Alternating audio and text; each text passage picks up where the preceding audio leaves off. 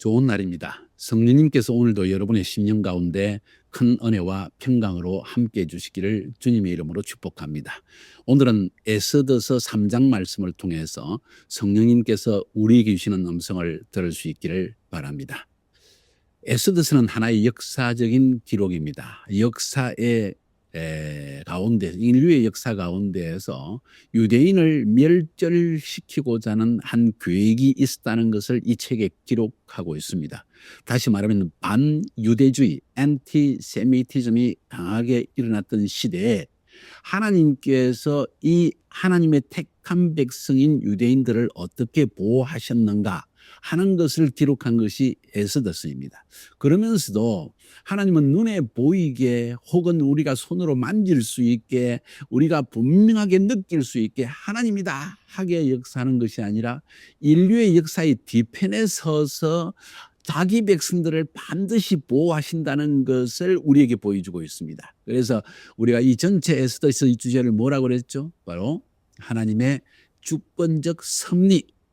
하나님은 자신의 계획을, 하나님의 구원의 계획을, 자기 백성을 구원하시는 계획을, 하나님의 남은 자들을 구원하시는 계획을 섭리 가운데에서 보이지 않게, 그러나 인류 역사에서 마치 우연인 것처럼, 마치 하나의 사건 다음 사건으로 연결되는 것이 우연인 것처럼 보이지만은 사실은 그 안에 하나님의 놀라운 섭리가 있다는 사실을 우리에게 보여주고 있는 것입니다. 오늘 3장에서는 하만이라는 사람이 등장합니다. 이 사람은 하므다다의 아들이요 아각 사람이라고 했습니다. 아각 사람이라는 것은 바로 이스라엘 백성들에게 원수지간이었던 아말렉 족속의 왕이었던 사람이 아각 왕입니다.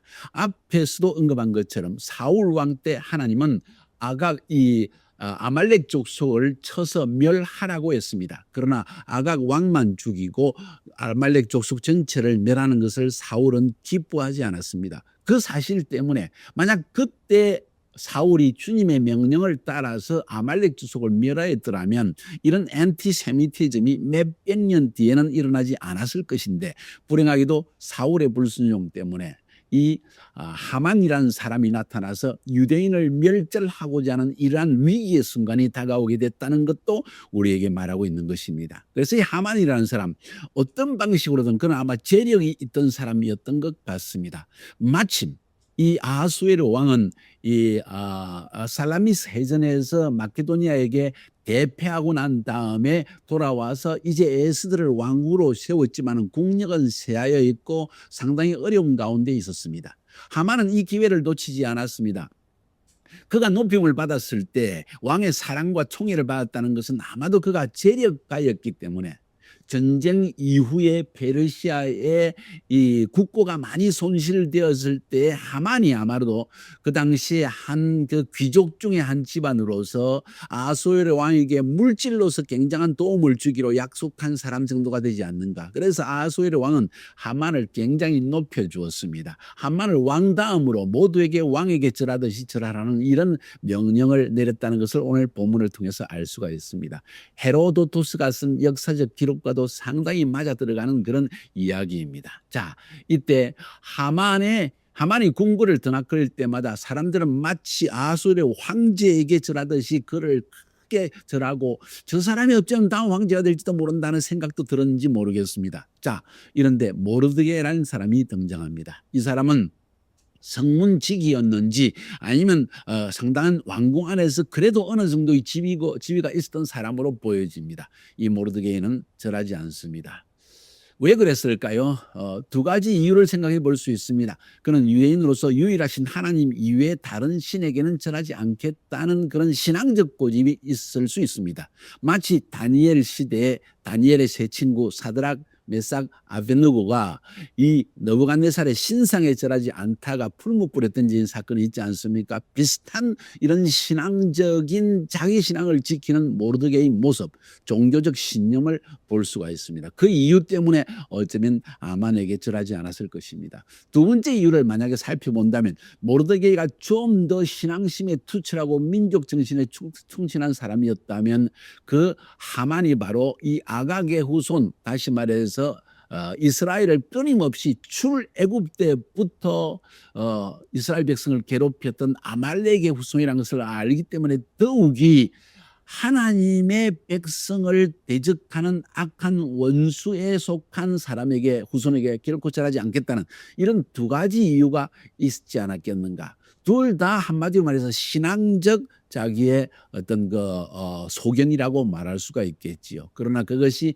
하만에게 큰 분노를 만들어내고 결국 이 모르드게이가 자기가 유대인이라는 이야기를 결국 하게 되어지고, 다시 말해서 나는 유대인이기 때문에 아말렉에게 나는 절하기 싫다. 어쩌면 나는 유대인이기 때문에 유일하신 하나님이 여호와께만 절하겠다. 이런 고집을 부렸을 때 사람들이 결국 하만에게 그것을 알렸고, 하만은 모르드게이만 미워하는 것이 아니라 모르드게이 민족 유대인의 멸절 계획까지 세우게 되는 것이 3장에 흘러나오는 것입니다. 자, 여기서 또 한 가지 볼 수 있는 것은 재미있는 사실이, 이 하만이 모르드게이를 통하여서 유대인을 멸절하려고 할 때 첫 번째 황제에게 부탁을 해서 은 1만 달란트를 국고에 넣어서 이 유대인들을 멸절하는 계획에 사용하게 하겠다, 이렇게 제안을 합니다.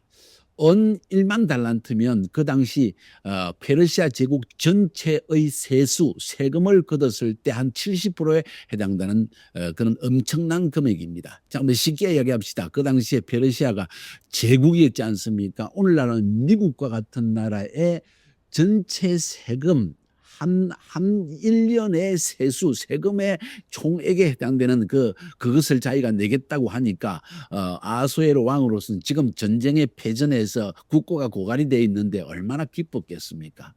더욱이 하만은 다가가서 이 아수르 왕에게 유대인을 멸절하겠다는 말하지 않고 어느 한 민족이 있는데 그 민족이 왕의 칙령을 거부하고 왕의 모든 법칙을 따르지 않습니다. 이거기 때문에 큰일 나겠습니다 하는 말로 했다는 것이에요. 유대인이 그랬다는 것을 숨깁니다. 자, 아무튼 이렇게 해서 하만은 아수르의 왕에게 허락을 받아내서 그들을 유대인을 멸절시키는 계획을 하게 됐다는 사실이 3장에 드러나고 있습니다. 우리에게 굉장한 교훈을 주는 이야기입니다. 민족 사이에 이런 갈등과 미움이 결국은 한 민족을 멸절시키는까지 나가긴다는 거예요. 이런 일이 어떻게 가능하겠는가 여러분 질문할 수 있겠죠. 역사를 통해서 이런 일들은 얼마든지 있었습니다. 히틀러가 유대인들을 600만을 학살할 때 이러한 이유 때문이었습니다. 한민족에 대한 미움 때문이었습니다. 히틀러의 어린 시절에 어머니가 유대인이었던가요? 그래서 이 유대인인 어머니가 또 다른 남자와 함께 자는 모습을 보고 분개했다, 뭐 이런 이야기를 듣고 다양한 한 개인적인 어린 시절의 정오심과 미움이 결국은 한민족을 완전히 멸절시키는 이런 반유대주의까지 나간 것을 볼 수 있다는 거예요. 이건 아프리카나 어느 나라에서나 볼 수 있는 종족에 대한 멸절 계획 얼마인지 있어 왔고, 지금도 페르시아, 이란이라는 나라의 위정자들은 끊임없이 미국은 큰 사탄이고 이스라엘은 작은 사탄이라고 하면서 이스라엘 민족을 유대인은 한 명도 빠짐없이 전부 지중해에 몰아넣어서 죽여버리겠다는 유대인 멸절 계획을 지금도 하고 있지 않습니까? 똑같은 일들이 그 당시에 있었다는 것을 보여주는 것입니다. 재미있는 사실은 오늘 본문을 통해서 말하고 있는 것이 뭔가 하니 이 유대인들 멸절하려는 그 계획을 하기 위해서 부르를 던졌다. 그러니까 제비 뽑기를 했다. 그것이 나중에 복수인 부림. 부르는 단수이고 부림은 복수인데 이 부림절이 여기서 튀어나오는 것입니다. 자, 아무튼 그것은 나중에 설명을 하겠고, 이 부르를 던졌는데 제비 뽑기를 했는데 언제 멸절할까 하니까 12월 13일에 나왔다는 것입니다. 그래서 이런 결정을 내린 것이 언제라고요? 바로 정월 13일. 페르시아 제국에서의 정월, 다시 말해 새해는 바로 이 4월달 니산월에 옵니다. 그것도 니산월, 지금도 중동 지역뿐만 아니라 중앙아시아, 특별히 카자흐스탄 같은 데는 나우루즈라고 해서 나브루즈, 역시 페르시아에도 똑같은 신년 축제들이 벌어지고 있습니다. 바로 그 신년에 제비를 던졌다 하는 이야기입니다. 자, 신년. 그래서 그들이 제비를 뽑은 날, 유대인을 멸절하기로 결정한 날이 언젠가? 바로 니산월, 그들의 정월 1월인 거예요. 니산월 13일입니다. 여러분, 니산월 13일 하면 기억나는 것이 있나요? 있습니다. 니산월 14일은 바로 유월절입니다. 유월절. 하나님께서 애굽에 종살이하는 자기 백성들을 어린 양의 피로서 구원하신 날. 그날은 바로 하나님의 백성을 대적하는 애굽 민족들에 대해서 10가지 재앙으로 애굽의 신들을 심판하신 날, 바로 그날에 원수는 바로 이스라엘 백성들을 멸절시키려고 하루 전에 계획하고 있다는 거예요. 재미있는 대비입니다. 우연일까요? 글쎄요. 하나님께서 바로 이날에 하나님이 원수가 자기 백성을 죽이려고 할 때 하나님은 오히려 자기 백성을 보호하시고 원수가 멸절을 당하는 기가 막힌 드라마의 클라이막스의 부분이 지금 다가오고 있는 것입니다. 자, 이거 정말 재미있는 드라마입니다. 자, 하만이라는 사람이 등장했습니다. 바로 아말렉 족속입니다. 모르드게라는 사람이 어제 등장을 했습니다. 이 사람은 사울 왕의 후손입니다. 사울 시대에 아말렉을 죽이려고 다 멸하라고 했는데 하나님의 백성을 괴롭히는 이 아말렉 족속을 멸하는 말에 순종하지 않았기 때문에 수백 년이 지난 다음에 비로소 지금 똑같은 일이 사태가 벌어지고 있는 것입니다. 자, 사울 왕이 불순종 때문에 이런 일이 벌어졌는데 이제는 모르드게의 순종으로 말미암아 하만을 멸하고 아말렉을 멸할 것인가, 아니면 이 아말렉 족속이 결국은 하나님의 택한 백성을 멸절하고 말 것인가, 흥미진진한 이야기가 지금 펼쳐지고 있는 것입니다.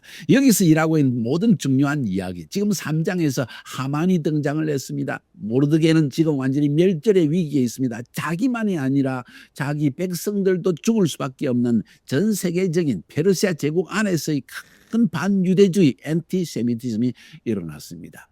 자, 이 모든 이야기는 내일 모레 연속으로 이어지는 이 하나님의 경륜, 하나님의 섭리 가운데에서 하나님이 어떻게 모든 사태를 반전시키는가 하는 것을 지금 보여주기 위한 전초전인 것입니다. 하나님은 이 배후에서 모든 계획을 하고 계십니다. 어제 우리가 2장에서 보았죠. 모르드게이가 황제 암살 계획을 황제에게 미리 알려줌으로 말미암아 에스더를 통해서 모르드게의 이름으로 그것을 알렸는데 황제는 모르드게를 잊어버리고 상을 주지 않았습니다. 자, 그것이 아직 남아 있습니다. 하만이 높임을 지금 받았습니다. 유대인이 멸절 계획을 가지고 있습니다. 이야기는 어떻게 전개될까요? 하나님은 흥미진진하게 우리의 인생 뒤쪽에서 눈에 보이지 않게 우리의 삶을 지금 통치하고 다스리고 계신데 결국 하나님의 택한 백성의 구원을 위해서 하나님은 지금도 일하고 계신다. 여러분의 인생에 위기가 다가왔습니까? 사탄 마귀가 혹은 여러분의 환경을 통해서, 사람의 관계를 통해서, 정치적인 것을 통해서, 경제적인 것을 통해서 여러분을 우겨서 하고 죽이려고 하고 여러분의 가족과 여러분의 민족과 믿는 교회를 멸망시키려고 하고 있습니까? 잠깐, 두렵습니까? 잠깐 멈춰보세요. 하나님은 결코 자기 백성을 그냥 버리지 않는다는 사실을 여러분 체험하게 될 것입니다. 하나님은 기적의 하나님이요, 자기 택한 백성을 절대 버리지 아니하시고 보호하시는 하나님. 그 하나님의 흥미진진한 이야기가 지금 3장에서 위기로서 다가와 있는 것입니다. 이제 내일 한번 살펴봅시다. 이 이야기가 어떻게 전개되는지 잊지 마십시오. 하나님의 주권적 섭리, 이 섭리를 믿는 믿음 가운데 모든 일을 반전시키시는 하나님, 따라합시다. 반전시키시는 하나님, 사태를 반전시켜서 위험을, 두려움을 승리와 기쁨으로, 찬송으로 바꾸시는 하나님, 그 하나님을 한번 기대해 보지 않겠습니까? 승리하시기를 주님의 이름으로 축복합니다.